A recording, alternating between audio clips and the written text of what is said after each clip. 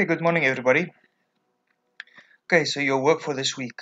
We're going to carry on with integer numbers, but the layout's just a little bit different.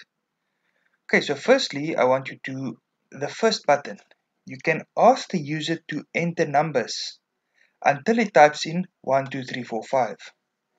So with this, you'll know now that you don't actually know how many numbers will be in the array.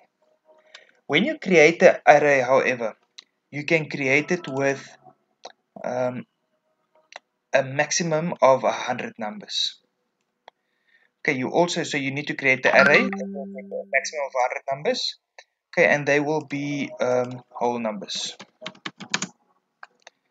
Then you must also remember what you must do is you must create a variable to keep track of the amount of numbers in the array. So you need now one variable. Normally it's just an integer variable. I like calling it Q, for like in maths, Q is for quantity, how many numbers are in there. And then in all of your buttons, if you remember our first class exercise, we had 10 numbers. Then last week, your homework exercise had 20 numbers. And in all your for loops, you went from 1 to 20 or from 1 to 10. In this case, in this program, you're going to go from 1 to Q. So your Q, or whatever you want to call your variable, to keep track of how many numbers are in the array, will basically replace wherever you had the 10 or the 20, you're going to put now the variable Q in. Otherwise, this is exactly the same as your previous ones. That's the only change. Okay, then we want our normal sort button where you just sort the numbers. Oh, with this one, when you ask the user to type in, so you'll do your for loop. And well, in this case, remember we don't know how many, so you won't use a for loop in this button. You can use your while loop. You're going to ask the user for a number, and then either while loop or repeat until loop. And you're going to repeat until the number is this. And then remember, in this particular button, I don't know why fake is here, but you could have an I as well, because you need to count where you are. Now you'll use your Q on top. No, sorry, cancel that. You don't need a variable here. You might create one if you want one, but so up here you're going to create your array that's got 100 spaces of integer in. You're going to create your variable to keep track, and then in this button, this variable here, let's say we used Q. You're going to start Q at 0. No, start Q at 1. And then ask the user for numbers and put it into your array at position Q. And just increment Q every time until the number 1, 2, 3, 4, 5 is typed in. And then you stop. Then Q will have how many numbers are in the array. And your array will have the numbers in. Then you can do a normal sort. Then for the check if the number is there, you'll see there's a combo box here. So you have to check, the user will select a number from here. You'll see this combo box. If we go to items, doesn't have any numbers in here yet. So let's put some numbers in here. 20, 30, 40,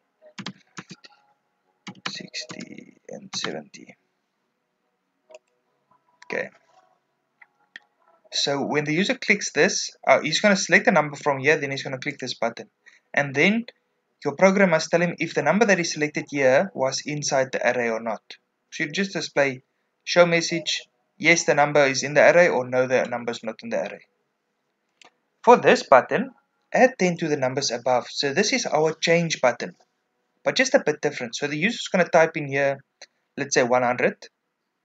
Then all the numbers that's more than 100, you must just add 10 to it. So if there's a number 150, it's going to become 160 now. And if there was a number 80, it will stay 80 because it's not above this 100. The remove a number, you can leave that one first. On Tuesday in our Zoom session, I will show you how to do the remove. For our text file button, this one in the text file, I've given you in this program or this project I've given you here. I've given you a text file, numbers, and inside this text file are numbers. So what you must do is you must just, when this button is clicked, read from the text file and put those numbers into your array. And then this one display the numbers according to the criteria. So if the user selects this option, you must show me all the numbers that are factors of 50 from the array. If this one is selected, all the numbers in the array that are multiples of 5, and if this one is selected, all the numbers that were even numbers must be displayed. Then this one, you must add another number, but it must be a random number between 5 and 40. And with this one, the calculation is required. So the user is going to tick the ones he wants, and then he's going to click this button.